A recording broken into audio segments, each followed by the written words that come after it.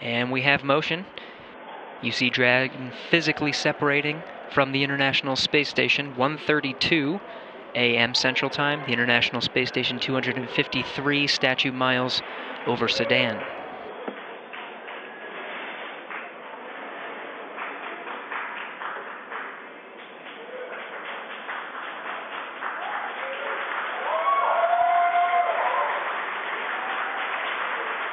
Houston, the station is supposed to go into ISS thrusters enabled. Copy.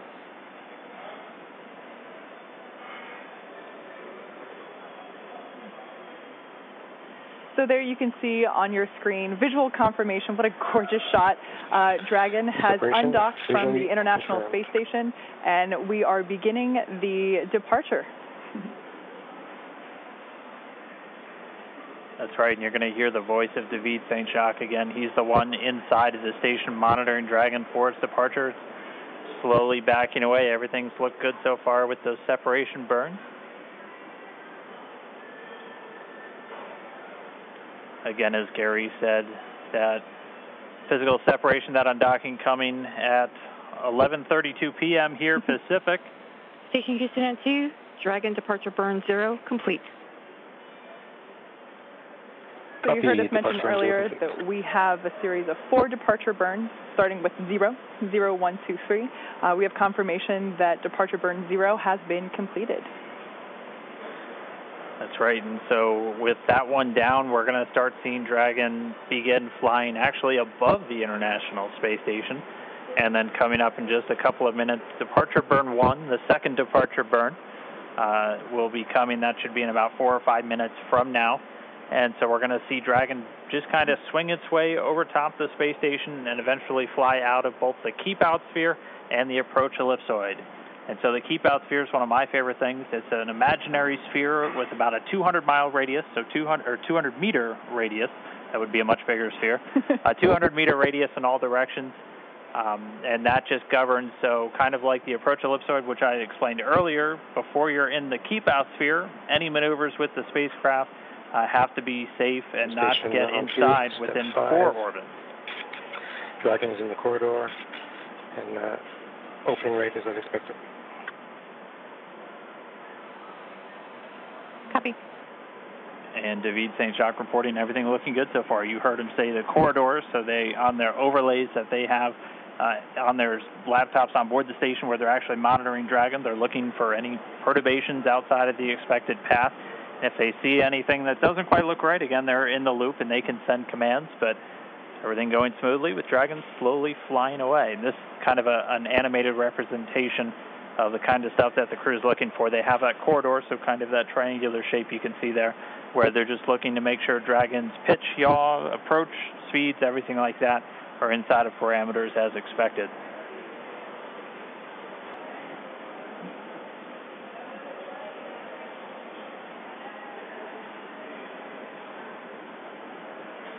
Dragon continuing to fly free.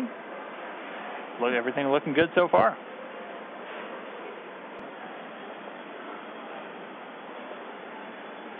So just in case you've just tuned in, we are currently watching Dragon as it departs from the International Space Station. It's been a really smooth operation so far with the undocking procedure, and now we're moving into departure. As of right now, you can see on your screen the Dragon capsule moving away from the approach ellipsoid.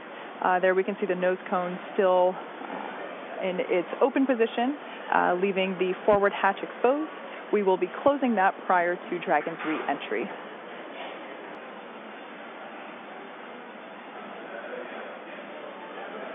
And so we're continuing to get really great views. Dragon backdrop by the inky blackness of space.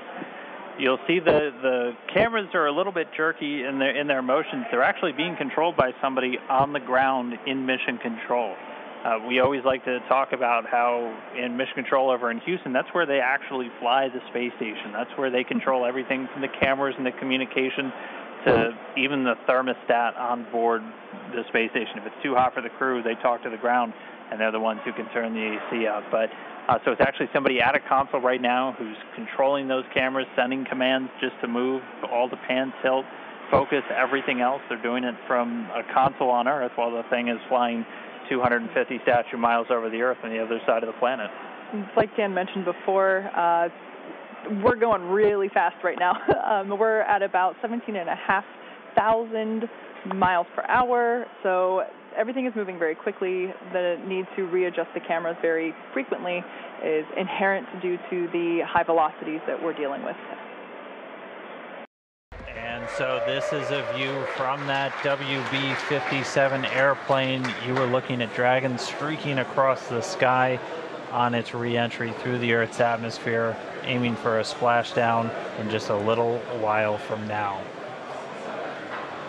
So it's pretty exciting that we get this shot right now, as it is our first view from planet Earth of the Dragon capsule since it lifted off from Cape Canaveral just several days ago. I will say this is a pretty rare treat to be able to see this here. And again, this video is coming from a NASA airplane that we're flying around that recovery zone there, a WB-57. It's commonly used for a lot of atmospheric studies and other science missions, but able to put a tracking camera on it to try and get this re-entry through the Earth's atmosphere today. We're hearing that they should have AOSO acquisition of signal back with the Dragon spacecraft. Right now it's about 46 kilometers in altitude.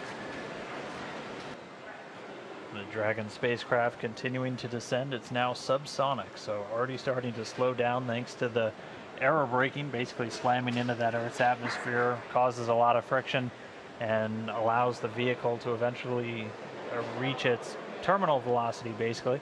And then those parachutes are going to kick in.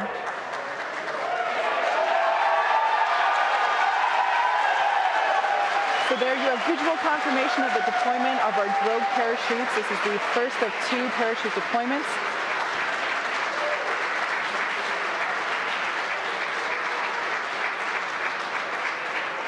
So those drogue chutes do the initial slowing, and then they're ultimately going to pull out the 4 main parachutes responsible for really slowing the spacecraft down prior to that splashdown.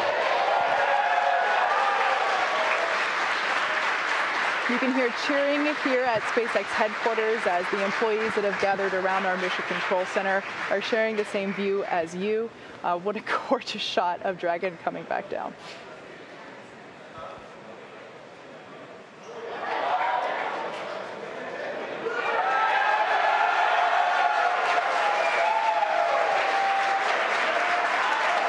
And here come the mains.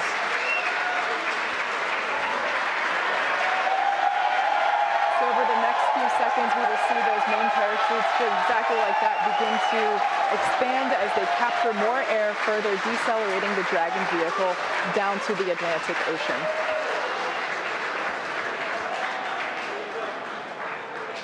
Really can't ask for a more picture-perfect shot than that.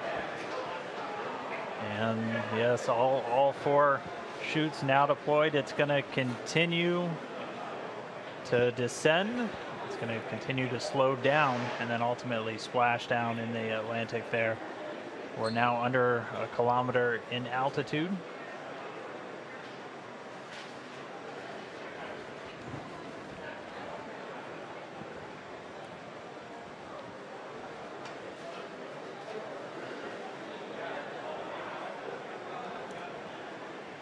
Just about 750 meters to go.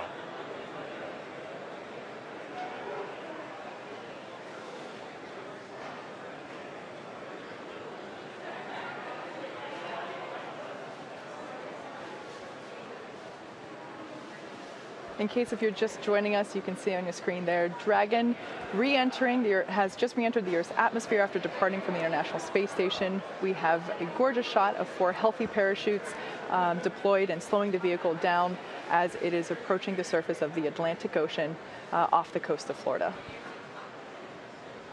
And it's continuing to descend under those chutes. We just passed 500 meters. Everything continuing to look good via reports to all the flight control teams. Now we're at about 400 meters.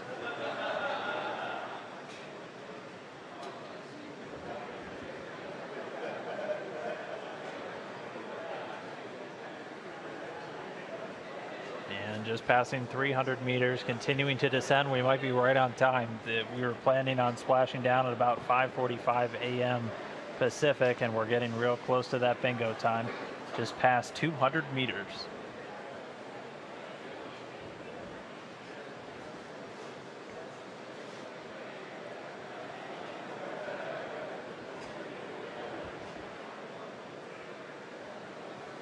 And we have confirmation that Dragon is now under 100 meters, is 100 meters above the surface of the ocean.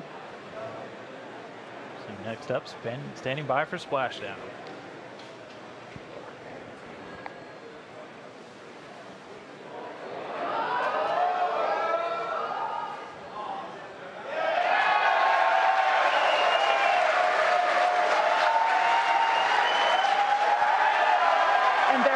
Confirmation of splashdown. Dragon has returned to planet Earth. It is now back home, and you can see on your screen our two fast boats racing out to the capsule, now in recovery. That splashdown came right on time, 5:45 a.m. Pacific, 8:45 a.m. over on the East Coast. The teams that have been ready and waiting, they were staged just a few nautical miles away. They're going to start moving in now. You can see those two fast approach boats already speeding their way towards the capsule.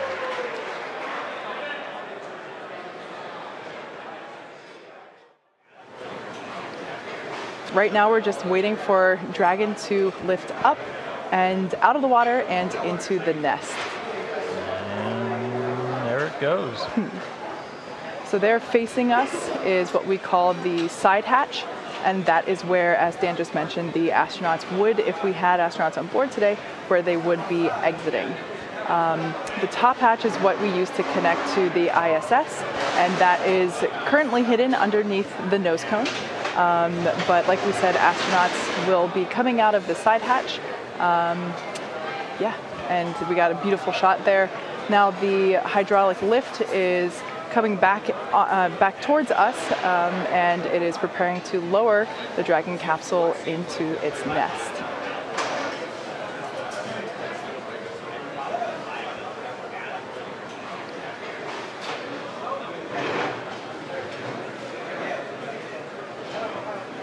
Like we said, we are treating this demonstration mission with the recovery operations as if there were actual astronauts on board. And of course, before we would be able to open the hatch, we would have to make sure that the spacecraft's cabin pressure is equalized with the outside environment before doing so. So once Dragon is seated, and you can hear some cheers behind me as the remaining folks that we have here on the SpaceX team outside of Mission Control are cheering with the placement of Dragon into the nest there, as you can see.